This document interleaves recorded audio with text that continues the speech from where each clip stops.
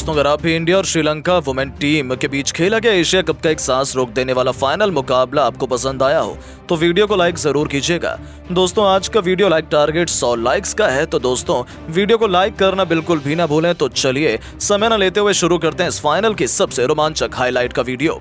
दोस्तों, women Asia cup 2024 के final मुकाबले की जब शुरुआत हुई तब दुनिया की दो सबसे बड़ी टीमों श्रीलंका और भारत के बीच खेले गए दिलों की धड़कनें बढ़ा देने वाले इस ऐतिहासिक मुकाबले में कुछ ऐसा हुआ जिसकी कल्पना करना भी नामुमकिन था। जी हां, आपको बता दें, डंबोला इंटरनेशनल क्रिकेट स्टेडियम में जब इस फाइनल के अंतिम घमासान के लिए दोनों टीमें मैदान में उतरी तब सबसे पहले टॉस जीतकर भारतीय कप्तान हरमनप्रीत कौर ने बैटिंग करने का फैसला किया, लेकिन उन्हें अंदाजा भी नहीं था कि उनका ये फैसला हम पर ही भारी पड़ सकता है। जी हां दोस्तों, आपको बता दें, टीम इंडिया को इस फाइनल में एक विस्फोटक शुरुआत दिलाने के लिए खतरनाक शेफाली वर्मा के साथ स्मृति मंधाना की शानदार जोड़ी मैदान में उतरी थी और आते ही इन दोनों खिलाड़ियों ने मैदान में तहलका ही मचा दिया। जैसे पूरे टूर्नामेंट में गेंदबाज इनसे परेशान थे, इस फाइनल में भी उन्होंने अपने सामने आने वाले सभी गेंदबाजों की बेदर्दी से कुटाई करते हुए ये दोनों रॉकेट की रफ्तार से टीम इंडिया को आगे बढ़ा रहे थे। पावर प्ले के अंतिम ओवर में स्मृति मंधाना ने एक के बाद एक लगातार 3 चौके जड़े और टीम इंडिया को 6 ओवर में 44 रनों तक पहुंचा दिया। उनके बीच हुई पार्टनरशिप ने लंका के खेमे में हाहाकार मचा दिया था। हालांकि दोस्तों, तभी पावर प्ले खत्म होते ही 7वां ओवर लेकर आई कविशा दिलहारी ने शेफाली वर्मा को एलबीडब्ल्यू कर टीम इंडिया को पहला झटका दिया, जहां शेफाली 19 गेंद पर 2 चौकों की बदौलत 16 रन बनाकर पवेलियन लौटी। उनके आउट होने के बाद मैदान में उतरी उमा छेत्री ने आते ही चौके से अपना खाता खोला। 8 ओवर में टीम इंडिया को 58 रनों तक पहुंचा दिया, लेकिन वो भी इस फाइनल में कुछ बड़ा करिश्मा नहीं दिखा पाई। उन्हें 90 ओवर में लंका की कप्तान चमारी अटापट्टू ने अपना शिकार बनाया, जहां उमा केवल 9 रन बनाकर पवेलियन लौट गईं। उनके आउट होने के बाद अब मैदान में भारत की सबसे बड़ी बल्लेबाज और कप्तान हरमनप्रीत कौर खुद काउंटर अटैक करने के लिए आई थी। उन्होंने अपने पसंदीदा स्मृति मंधाना के साथ मिलकर भारतीय पारी को संभाला और फूंक फूंक कर कदम रखते हुए टीम इंडिया को आगे बढ़ाना शुरू कर दिया। 10 ओवर में इन दोनों ने टीम इंडिया को 68 रनों तक 2 विकेट के नुकसान पर पहुंचा दिया था। एक तरफ से स्मृति मंधाना का बल्ला बोला नहीं बल्कि दहाड़ रहा था, दूसरी तरफ से हरमनप्रीत कौर ने भी आते ही चौकों की झड़ी लगानी शुरू कर दी, लेकिन केवल 11 गेंद पर 11 रन बनाकर हरमनप्रीत को भी वापस लौटना पड़ा। उनके रूप में भारत को तीसरा झटका लगने का असर स्मृति मंधाना को नहीं हुआ। उन्होंने अगली ही गेंद पर सिंगल लेकर T20 इंटरनेशनल में अपना 26वां अर्धशतक पूरा किया और इस फाइनल में टीम इंडिया के लिए सबसे बड़े हीरो बनती हुई नजर आई। उनका साथ निभाने के लिए जेमिमा रॉड्रिग्स मैदान में कदम रख चुकी थी। 13 ओवर में इन दोनों ने टीम इंडिया को 90 रनों तक पहुंचाया, तो 14 ओवर में एक चौके की बदौलत भारतीय टीम को उन्होंने 100 रनों के जादुई आंकड़े तक पहुंचा दिया था। स्मृति अब अपने अटैक के मूड में आ चुकी थी। जेमिमा के सर पर भी मानो खून ही सवार था। 11-15वें ओवर में प्रियदर्शनी की बेदर्दी से कुटाई करते हुए जेमिमा ने 1 नहीं 2 नहीं बल्कि लगातार 3 चौके जड़े और टीम इंडिया को रॉकेट की रफ्तार से एक विशाल स्कोर तक आगे बढ़ाना शुरू कर दिया। जेमिमा का बल्ला आग बरसा रहा था। चमारी अटापट्टू की गेंद पर अगले ओवर में जेमिमा ने एक तूफानी छक्का जड़कर अपने तेवर लंका को दिखा दिए थे। हालांकि दोस्तों, 17वां ओवर लेकर आए दिलहारी ने अचानक से पूरे मैच का टीम इंडिया से छीनकर लंका की तरफ झुका दिया था। हाँ, उन्होंने पहले ही गेंद पर खतरनाक लग रही जेमिमा को रन आउट टीम इंडिया को सबसे बड़ा झटका दिया, जहां जेमिमा 16 गेंद पर 3 चौकों और एक छक्के की बदौलत 29 रन बनाकर पवेलियन लौट गए।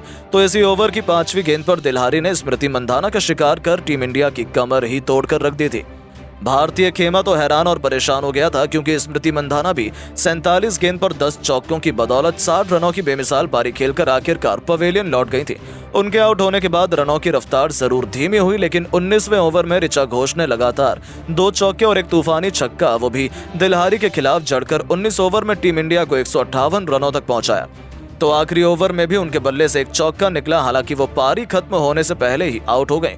उन्होंने 14 गेंद पर 4 चौके और एक तूफानी छक्के की बदौलत 30 रन बनाए, लेकिन उनके इस खतरनाक कैमियो की बदौलत टीम इंडिया ने फाइनल में पूरे 20 ओवर खेलकर 165 रन 6 विकेट के नुकसान पर बनाए थे। पूजा वस्त्रकर 5 रन बनाकर नाबाद रही। अब भारतीय बल्लेबाजों ने लंका के सामने एक बड़ा और मुश्किल लक्ष्य कर दिया था, जिसका पीछा करना लंका के लिए बिल्कुल भी आसान नहीं था। लेकिन लंका के पास भी एक से बढ़कर एक खतरनाक खिलाड़ी थे जो टीम इंडिया के लिए खतरा बन सकते थे। यही डर भारतीय टीम को भी सता रहा था। ऐसे में अब इस फाइनल में टीम इंडिया की धज्जियां उड़ाने के लिए लंका की तरफ से ओपनिंग क्रम में उनकी सबसे महान बल्लेबाज चमारी अटापट्टू के साथ बिस्मी गुणारत्ने मैदान में तहलका मचाने आई थी। पारी की पहली गेंद पर अटापट्टू ने रेणुका सिंह का स्वागत चौके से किया और टीम इंडिया को अपने इरादे साफ तौर पर जाहिर कर दिए। हालांकि दूसरी तरफ से विश्मी गुणारत्ने ने रनआउट हो गई। वो केवल 1 रन बनाकर पवेलियन लौटी और टीम इंडिया को पहली सफलता बहुत जल्द मिली। लेकिन एक तरफ से चमारी अटापट्टू को रोक पाना भारतीय गेंदबाजों के लिए नामुमकिन साबित हो रहा था। उनका बल्ला नहीं बल्कि आग बरसा रहा था। तीसरे ओवर में रेणुका सिंह की बेदर्दी से पिटाई करते हुए अटापट्टू ने लगातार 2 चौके जड़े और अपनी टीम को तूफानी रफ्तार से आगे बढ़ाना शुरू किया। उनका साथ निभाते हुए हर्षिता समर विक्रमा भी खतरनाक अंदाज में बैटिंग कर रही थी। पावर प्ले में इन दोनों को रोक पाना तो भारतीय गेंदबाजों के बस की बात नहीं हो पाई। जहां तक कि पावर प्ले का आखिरी ओवर लेकर आई तनुजा कंवर का स्वागत ही जहां चमारी अटापट्टू के एक स्टेडियम पर तूफानी छक्के से किया, तो इस ओवर में तो उन्होंने तनुजा का करियर ही समाप्त कर दिया। चौथी गेंद पर चमारी ने एक और तूफानी छक्का लगाया तो 5वीं गेंद पर मैदान को चीरते हुए खतरनाक चौका जड़कर चमारी ने इस ओवर में कुल 16 रन बटोरे और 6 ओवर में श्रीलंका ने 44 रन ठोक डाले थे। इन दोनों के बीच एक ताबड़तोड़ पार्टनरशिप हो रही थी जिसने भारतीय खेमे में हलचल पैदा कर दी थी। लंका जीत की तरफ आसानी से बढ़ रही थी और भारतीय गेंदबाज उन्हें रोक नहीं पा रहे थे। खास तौर से चमारी अटापट्टू तो एक तरफ से केवल चौके और छक्के से ही डील कर रही थी। वो टीम इंडिया के लिए सबसे बड़ी यमराज बनी हुई थी। देखते ही देखते इन दोनों खिलाड़ियों ने 8 ओवर खत्म होने से पहले एक 50 रनों की मैच विनिंग पार्टनरशिप को अंजाम दिया था। 9वें ओवर में भी राधा यादव की पिटाई करते हुए इन दोनों खिलाड़ियों ने एक के बाद एक 2 चौके जड़े और 10वें ओवर में रेणुका सिंह के खिलाफ एक खतरनाक चौका जड़कर चमारी ने केवल 33 गेंद पर ही इस फाइनल में एक शानदार अर्धशतक ठोक टीम इंडिया की जीत की उम्मीदों को धुंधला कर दिया था। उन्होंने लंका को 10 ओवर में 80 रनों तक पहुंचा दिया था। अब केवल 10 ओवर में लंका को जीतने के लिए केवल 85 रन चाहिए थे, जो बनाना बहुत ही आसान था। ऐसा सबका मानना था। सबने सोचा कि लंका आसानी से जीत गए, लेकिन दोस्तों असली चमत्कार तो अभी बाकी था। जी हाँ दोस्तों, भारत की जीत की उम्मीदें अब खत्म हो गई थी। उस समय टीम इंडिया ने तगड़ी वापसी की और ऐसा पलटवार किया कि देखते देखते ये मैच बराबरी पर आ खड़ा हुआ। ये मैच अंतिम ओवर तक चला गया जिसमें यह कह पाना नामुमकिन था कि कौन सी टीम बाजी मारने वाली है, और फिर जो हुआ उसे इतिहास के पन्नों में सुनहरे अक्षरों में लिखा गया। लेकिन दोस्तों, अब आपको क्या लगता है कि स्मृति मंधाना, हरमनप्रीत कौर और चमारी अटापट्टू में कौन सबसे महान महिला खिलाड़ी है? अपनी कीमती राय नीचे कमेंट बॉक्स में जरूर बताएं। दोस्तों, एशिया कप के T20 फाइनल में जब गिर रहे थे भारत के विकेट, जब हार रही थी भारतीय क्रिकेट टीम, तब स्मृति मंधाना ने अकेले अपने दम पर ऐसी खतरनाक पारी खेली कि रोहित और धोनी की याद उनको देखकर आ गई। अपने रिकॉर्ड तोड़ पारी से दोस्तों कैसे स्मृति मंधाना ने अकेले श्रीलंका की टीम के परखच्चे उड़ाए और शानदार रिकॉर्ड भी कायम किया। आपको उनकी बैटिंग और इस रिकॉर्ड का पूरा वीडियो दिखाएंगे, लेकिन उससे पहले आप सभी को क्या लगता है, स्मृति मंधाना और हरमनप्रीत कौर में आपकी फेवरेट बैट्समैन कौन है? नीचे कमेंट कीजिएगा।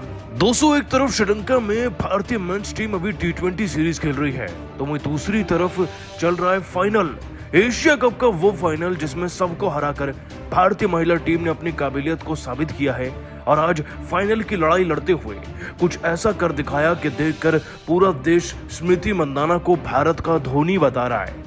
दोस्तों, आपको बता दें कि जैसे ही ये मैच शुरू हुआ, डम्बूला के मैदान में दोस्तों हरमनप्रीत कौर ने टॉस जीता। टॉस जीतकर बैटिंग चुनी, लेकिन हर बार किस्मत और मेहनत भी आपका साथ नहीं देती, इसीलिए शुरुआत ऐसी थी कि सब रोने लगे थे। दोस्तों, भारतीय महिला टीम की तूफानी बैट्समैन शेफाली वर्मा, हरमनप्रीत कौर और उमा, ये सब 16, 9 और 11 पर आउट हो गए थे।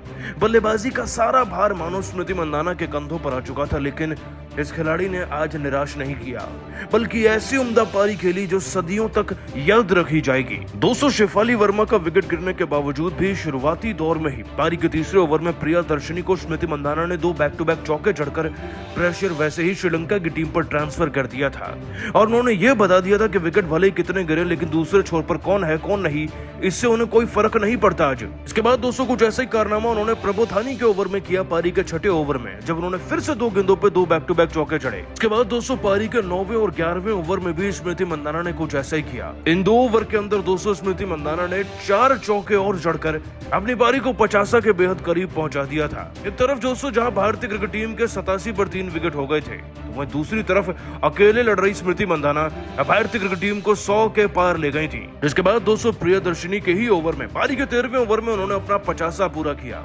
जो T20 क्रिकेट में उनका 26वां हाफ सेंचुरी भी बना है।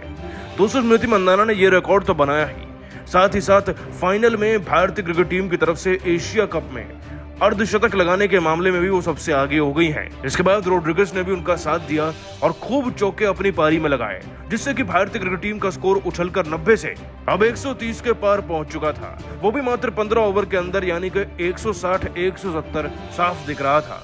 और दोस्तों सब कुछ मुमकिन हुआ तो स्मृति मंदाना की शानदार पारी के बल पर, जिन्होंने आज वाकई में मैदान में रोहित और धोनी जैसी प्रतिभा दिखाई और भारतीय क्रिकेट टीम के लिए इतनी अच्छी पारी खेली।